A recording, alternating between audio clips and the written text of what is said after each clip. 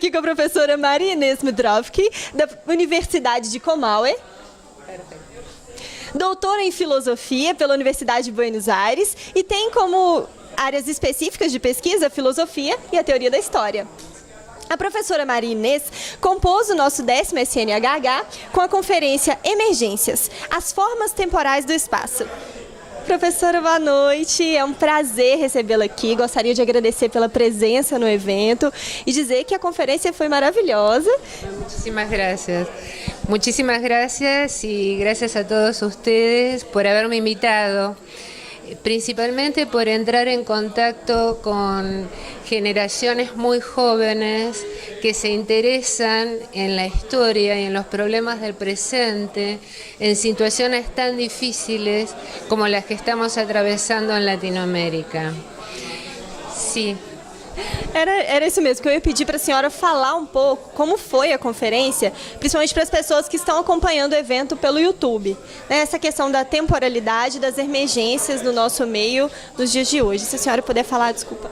Sí. Yo tomé las emergencias en la doble valencia de emergencias como lo urgente y emergencias como emergen. Pensar qué son las emergencias, las urgencias de nuestro presente y cómo el tiempo histórico se relaciona con esas emergencias.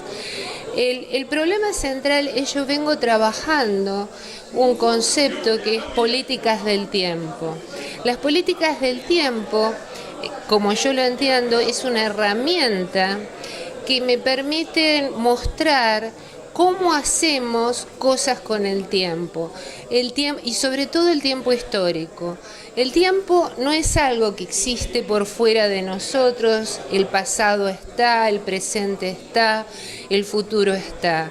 Nosotros en el presente decidimos qué es nuestro pasado, cuál va a ser nuestro pasado y decidimos cuál va a ser nuestro futuro. De hecho, en las campañas políticas que se han vivido últimamente, tanto en Brasil como en Argentina, en Estados Unidos, los discursos presidenciales, los discursos políticos giraron fuertemente acerca de la importancia de traer al presente un pasado que se suponía heroico. Es decir, queremos un Brasil como fue Brasil hace 40 años. Queremos, decía Trump, una América, una nueva América como fue en el pasado. Es decir, no existe el pasado en sí mismo, un pasado separado del presente, sino que nosotros decidimos con acciones traer el pasado que nos interesa y que no es funcional al presente. En el ámbito político se utiliza mucho, porque fíjense cómo en el ámbito político se juega con una imagen que tiene que ver con el pasado y con el futuro. El presente casi no se menciona, y es desde el presente donde traemos y damos figura a eso que llamamos presente y a eso que llamamos futuro. Las urgencias temporales tienen que ver de darnos cuenta, la primera cosa, es darnos cuenta que en nuestro poder está construir futuros que nos sirvan a un presente político, el presente que nosotros queremos. Pero la segunda emergencia, que yo considero importante, y sobre todo en contextos como el latinoamericano, en contextos como África, en contextos como, es decir, en contextos que no son hegemónicos, es tratar cómo abordar las pluralidades temporales. porque el tiempo con el que nosotros medimos las cronologías es un tiempo hegemónico, es un tiempo que nosotros heredamos de Europa, en donde nosotros hablamos del siglo XVIII, del siglo XIX. Estamos realizando este seminario en el 2018, pero 2018 ¿de qué? Después de la nacida de Cristo. Es decir, es un tiempo que ha sido hegemónico porque es el tiempo globalizado, pero no basta solamente con construir, dar cuenta de que existen muchos tiempos, sino generar las herramientas que creo que todavía la historia no tiene para dar cuenta de esas otras temporalidades. Não sei se ter respondido. Respondeu sim. Agora, professora, eu gostaria que a senhora falasse do papel do historiador em meio a essas emergências. A gente vem observando uma certa preocupação da história em relação a tudo isso, inclusive o tema, né, do 10º SNHH, o tema da sua conferência. Eu gostaria que a senhora falasse um pouco disso para a gente. Como ser um pesquisador, como ser um historiador, um filósofo em meio a todas essas preocupações, a essas urgências. Yo creo que el historiador, que yo llamo en general ciencias sociales y humanidades, los intelectuales, tenemos una especial responsabilidad social. Poco a poco, los historiadores, los sociólogos, los antropólogos, nos hemos ido cerrando en las instituciones. Muchas veces trabajamos y nuestras investigaciones son leídas solo por otros colegas, discutimos entre colegas y muy poco volcamos, interactuamos con un público más general, dejando un poco ese lenguaje tan producido de los intelectuales y hablando en un lenguaje más sencillo de lo cotidiano. A mí me asombró mucho, es decir, vine a Brasil en un momento muy especial que están viviendo a nivel político, con el asombro generalizado del grupo de intelectuales, de historiadores, de sociólogos, tratando de por qué este fenómeno. ¿Por qué ocurrió esto? ¿Por qué primero en las encuestas? ¿Cómo no avisoramos esto? Yo creo que hay varios componentes. Creo que nuestra tradición, que proviene de la tradición fuertemente europea, ha dejado atrás algunos elementos que son fundamentales a la hora de comprender los presentes de nuestras comunidades. Por ejemplo, el sentimiento de lo religioso. La racionalidad en la que nos formamos ha dejado aparte, es decir, lo religioso se vive como lo atrasado, lo primitivo. Hemos dejado también aparte el afecto, las emociones como forma de conocer. Solamente la racionalidad puede dar cuenta de lo real. Y lo real no es así. Lo real, cuando hablo de lo real, me refiero a las comunidades, a las personas, a las ciudades, a los pueblos en los que estamos insertos. Hay pueblos religiosos, hay pueblos que participan del espacio público que son pasionales, que hay emociones violentas. Todo eso es muy difícil de digerir, por decirlo de alguna manera, con categorías que son acuñadas solamente desde lo racional. O sea, yo creo que nos toca en esta bisagra, digamos, poder elaborar, aprender una realidad nueva, que no es nueva, sino que ahora está aflorando y que constituye un desafío nuestro como para dar cuenta y que no nos deje tan atónitos el porquê. Em 2016, a senhora publicou um artigo na revista de historiografia que fazia uma relação entre as narrativas históricas e as experiências vivas, né? A senhora estava o conceito de passado prático também. E eu queria que a senhora falasse um pouquinho disso para a gente. Quais experiências vivas têm influenciado a escrita da historiografia hoje? ¿Cuáles? Experiências vivas, da realidade mesmo, assim, é um pouco distante da academia, a vida das pessoas, sabe? O que tem influenciado? Quais as lutas que têm influenciado a escrita da história hoje? ¿Qué luchas me han influenciado a mí? Sim, a escrita da história de uma forma geral. Sí. La historia, el discurso historiográfico es fundamentalmente narrativo.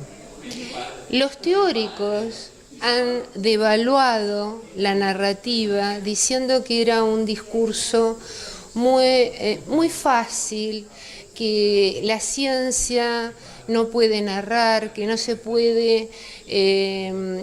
puede comparar lo que hace el historiador con otro tipo de narrativas. Sin embargo, la narración es la forma natural que tenemos como seres humanos de dar cuenta de lo que nos pasó. Si alguien te pregunta qué te pasó en el día de hoy, vos vas a naturalmente narrar, de alguna forma vas a resaltar algunos acontecimientos y no otros.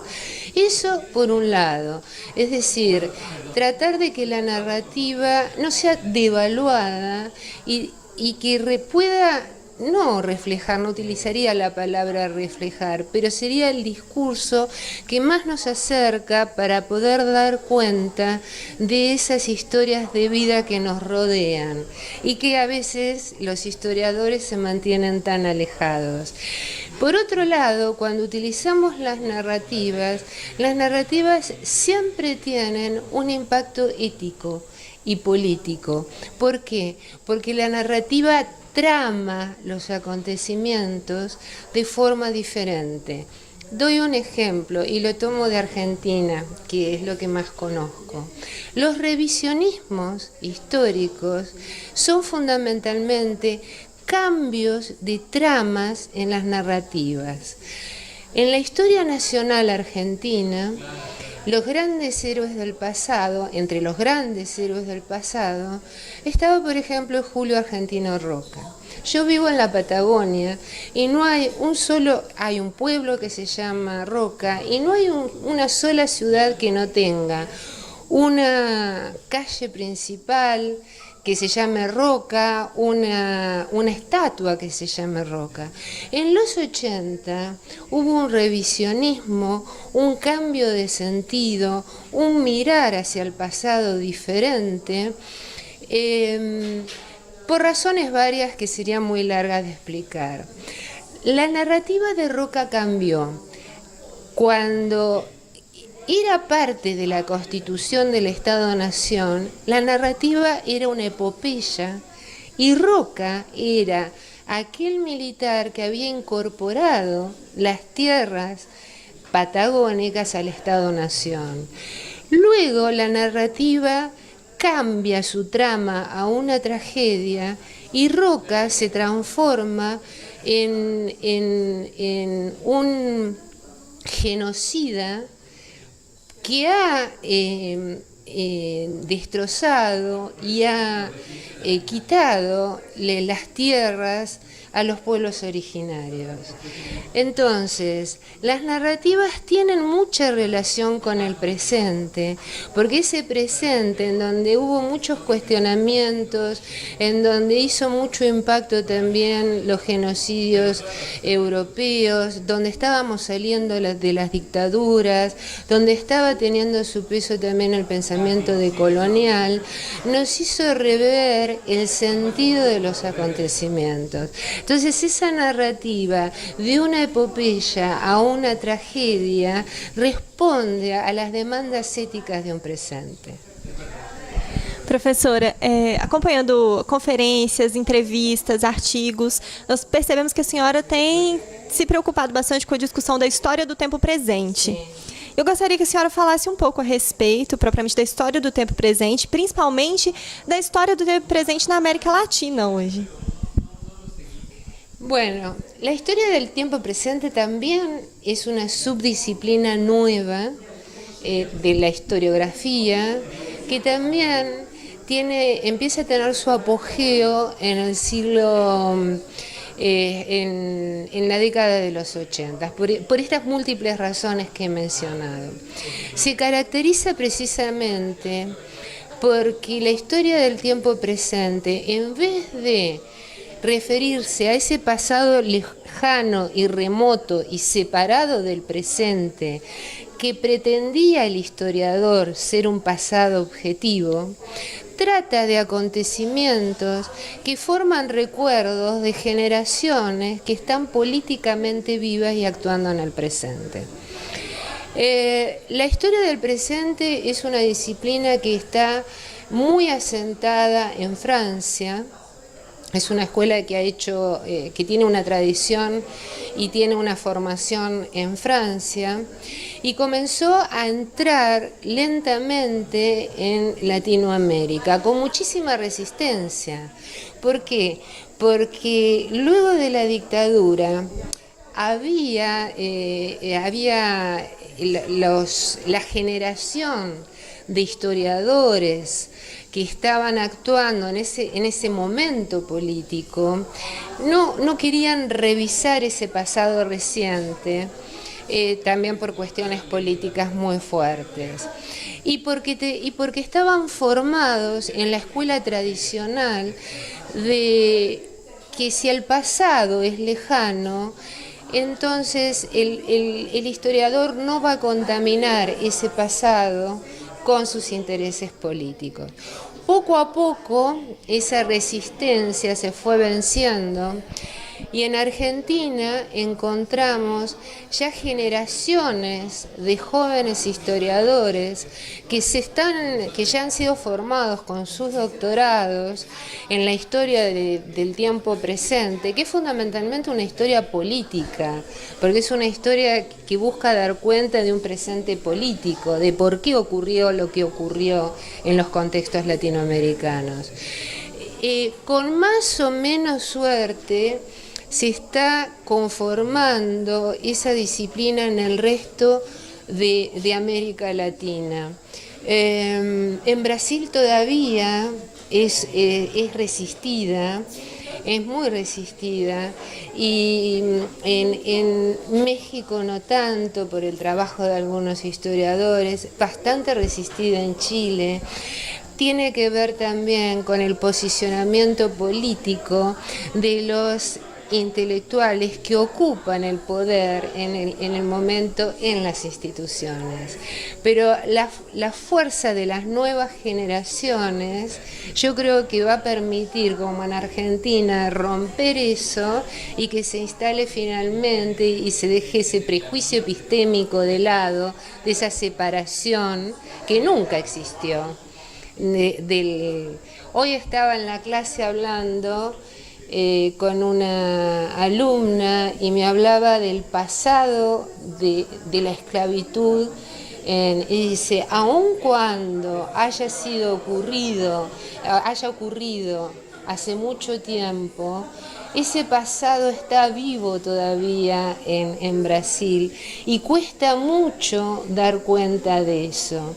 Es decir, que el pasado esté presente no tiene nada que ver con la lejanía cronológica del acontecimiento con el presente. Muito obrigada, professora, pela conferência, pela entrevista, pela presença. Muito obrigada, nós estamos muito felizes de ter conversado com a senhora. Yo estoy muy agradecida a ustedes que me hayan permitido este espacio y poder interactuar y poder relacionarme con ustedes. Muchísimas gracias.